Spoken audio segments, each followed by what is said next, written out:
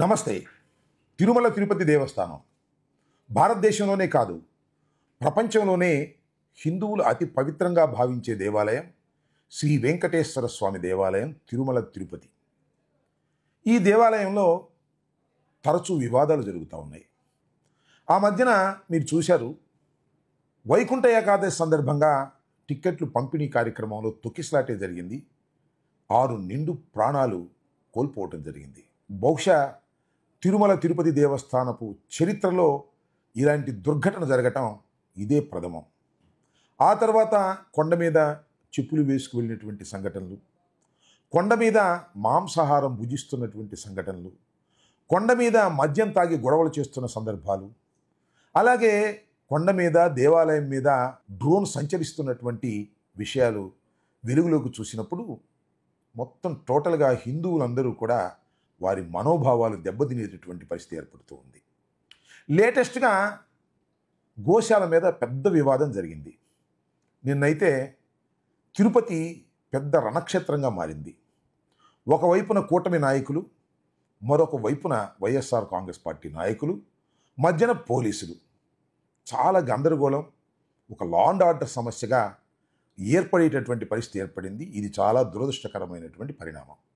ఎందుకు ఈ పరిణామం ఇలా జరిగింది, దీనికి కారణాలు ఏమిటనే దాని మీద మనం కాస్త చర్చించుకుందాం. కరుణాకర్ రెడ్డి మాజీ శాసనసభ్యుడే కాదు, తిరుమల తిరుపతి దేవస్థానానికి 2 సార్లు చైర్మన్గా అపాయింట్ అయినటువంటి వ్యక్తి, అనేక పర్యాయాలు బోర్డు మెంబర్గా బాధ్యతలు నిర్వహించినటువంటి వ్యక్తి. కరుణాకర్ రెడ్డి గారు తిరుమల తిరుపతి దేవస్థానపు చైర్మన్గా ఉన్నప్పుడు అనేక విప్లవాత్మకమైన మార్పులు తీసుకొచ్చాడనేది ఒక నగ్న సత్యం.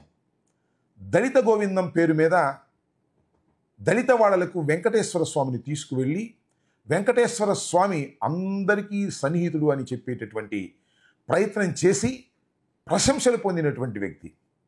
అనేక సంస్కరణలు కూడా కొండ మీద తీసుకువచ్చినటువంటి ఒక సమర్థవంతమైనటువంటి చైర్మన్గా ఆ రోజున పేరు ప్రఖ్యాతులు గాంచినటువంటి వ్యక్తి భూమన కరుణాకర్ రెడ్డి గారు. ఆ భూమన కరుణాకర్ రెడ్డి గారు మొన్న ఒక ఆరోపణ చేశాడు. అదేమిటంటే, గోశాల, గోవుల్ని అక్కడ పెంచుకొని గోవుల నుంచి వచ్చేటటువంటి పాలని, నెయ్యిని ప్రసాదాలకు ఉపయోగిస్తూ ఉండటం అనేది జరుగుతున్నటువంటి నిత్యవారీ కార్యక్రమం. గోశాల మెయింటెనెన్స్ సరిగా లేదని, వాటికి సరిగా పోషకాహారం పెట్టడం లేదని, వాటిని శ్రద్ధగా చూడటం లేదని, దానివల్ల గోవులు చనిపోతున్నాయని, ఆ కళేబరాలని పోస్టుమార్టం చేయకోకుండానే పూర్తి చేసి కవర్ చేసేస్తున్నారనేటువంటి ఒక ఆరోపణ భూమన కరుణాకర్ రెడ్డి గారు చేశారు. చేసిన తర్వాత ఒక్కసారిగా ప్రభుత్వం ఉలిక్కిపడింది, ఒక్కసారిగా దేవస్థానం బోర్డు ఉలిక్కిపడింది. సమాధానం చెప్పేందుకు ముందుకొచ్చారు. సాక్షాత్తు ముఖ్యమంత్రి గారు గోవులు చనిపోలేదన్నారు.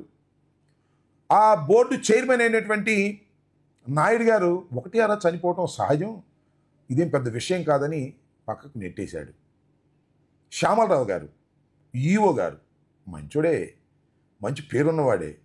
కానీ తిరుమల తిరుపతి దేవస్థానానికి ఈఓగా అయిన తర్వాత టీటీడీ బోర్డులో ఉన్నప్పుడు పైనుంచి వచ్చిన ఆదేశాలకు మించి ఎక్కువ మాట్లాడలేనటువంటి ఒక విచిత్రమైన పరిస్థితి ఆయన స్టేట్మెంట్స్లో కనిపిస్తూ ఉంది. ఆయన అబద్ధం ఏమీ చెప్పలేడు కదా, చనిపోయిన వాడు నిజమేను, జనవరి నుంచి ఇప్పటి వరకు ఈ 3 మాసాల్లో 53 గోవులు చనిపోయాయి అని చెప్పారు. అంతేకాదు, గత సంవత్సరం కూడా 179 గోవులు చనిపోయాయి అని చెప్పాడు. అయితే గత సంవత్సరం అంటే కొంత వైసీపీ పరిపాలన ఉంది, కొంత వీరి పరిపాలన ఉంది. 179 అప్పుడు చనిపోయాయి అని చెప్పారు. అంటే గోవులు చనిపోవడం అనేది జరుగుతున్నటువంటి అంశం. సహజంగా గోవులు మందలో ఉన్నప్పుడు ముసలిమైన గోవులు చనిపోవటం అనేది సహజం. కానీ మరణాల రేటు అధికంగా ఉంది, అశ్రద్ధ చేయటం వల్ల గోవులు చనిపోతున్నాయి. పవిత్రమైనటువంటి గోశాలలో ఇలా జరగటం అనేది దురదృష్టకరమైనటువంటి అంశమే కాకుండా మేనేజ్మెంట్ లోపం, సరైన శ్రద్ధ తీసుకోవడం లేదు. తొక్కిసలాటలో ఏ విధంగా అయితే మనుషుల ప్రాణాలు పోయాయో అశ్రద్ధ వల్ల, ఇక్కడ కూడా అలాంటి అశ్రద్ధ జరుగుతుందనేది కరుణాకర్ రెడ్డి గారు చేసినటువంటి ఆరోపణ. దాని మీద ఈఓ గారు కూడా వచ్చారు, ఆయన చెప్పాల్సిన సమాధానం చెప్పాడు. ఈఓ గారు చెప్పినటువంటి సంఖ్యకు భిన్నంగా చైర్మన్ నాయుడు గారు చెప్పాడు. వాళ్ళిద్దరి మధ్యన పొంతన కుదరలేదు. మరి అబద్ధం ఆడేటప్పుడు ఇద్దరు కలిసి మాట్లాడుకున్నారో లేదో నాకు తెలియదు, కానీ ఈ విధమైనటువంటి పరిస్థితులు అక్కడ కొండ మీద కనిపించటం, గోశాలలో కనిపించటం నిజంగా హిందువులందరూ కూడా గుండెల్లోనే కుమిలిపోతున్నటువంటి సందర్భం. ఇక్కడ ఇంకో విషయం చెప్పాలి. నిన్న తిరుపతి ఒక రణరంగంగా మారింది. ఎందుకు మారింది? కారణం ఏమిటి?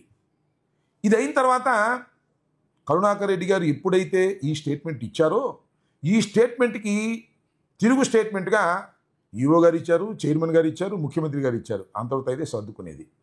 కానీ పల్లా శ్రీనివాస్ గారు, తెలుగుదేశం పార్టీ అధ్యక్షులు, ఒక ట్వీట్ చేశారు. కరుణాకర్ రెడ్డి చెప్పేదంతా అబద్ధం, కరుణాకర్ రెడ్డి గారు చెప్తున్నది అబద్ధం, కావాలంటే నేను ఆయనది అసత్యమని నిరూపిస్తాను అని శ్రీనివాస్ గారు ఒక ట్వీటే చేశాడు. ఆ ట్వీట్ ఏంటో తెలుసా? టీటీడీ గోశాలలో గోవులు మరణించాయంటూ ఫేక్ వార్తలు ప్రచారం చేస్తున్న వైసీపీ నేతలకు ఇదే మా ఛాలెంజ్. ఈ నెల 17వ తేదీన ఉదయం 10 గంటలకు టీటీడీ గోశాలకు మీరు రండి, మేము వస్తాం, గోవులు క్షేమంగా ఉన్నాయో లేదో కళ్ళారా చూద్దురు అన్నారు. దానికి సహజంగానే కరుణాకర్ రెడ్డి గారు స్పందించవలసిందే కదా. కరుణాకర్ రెడ్డి గారు స్పందించారు. స్పందించి ఏమన్నారంటే, ఐఎమ్ రెడీ టు కమ్, నేను గోశాలకు వస్తాను, గోశాలలో చనిపోయిన కళేబరాలు అక్కడే ఉండవు కదా, గోశాలలో ఉన్నటువంటి అవకతవకలను బయట పెడతాను, చనిపోయినటువంటి కళేబరాలను పూడ్చిపెట్టినవి తొవ్వి చూపిస్తాను అని కూడా ఆయన సవాల్ని స్వీకరించి బయలుదేరతాను అన్నాడు. మరి బయలుదేరాలి కదా, వాళ్ళు యాక్సెప్ట్ చేయాలి కదా. వెళ్ళారు, వెళ్ళటానికి ప్రయత్నం చేశారు, కానీ ఎలవ్ చేయలేదు పోలీసులు. నిన్నంతా అదే జరిగింది. కానీ తెలుగుదేశం వాళ్ళు చెప్పేది ఏమిటంటే, కూటమి ప్రభుత్వం వైపు నుంచి చెప్పేది ఏమిటంటే, కరుణాకర్ రెడ్డి రాలేదు, కరుణాకర్ రెడ్డి పారిపోయాడు అనేటువంటి ఒక తప్పుడు ప్రచారాన్ని చేస్తున్నారు.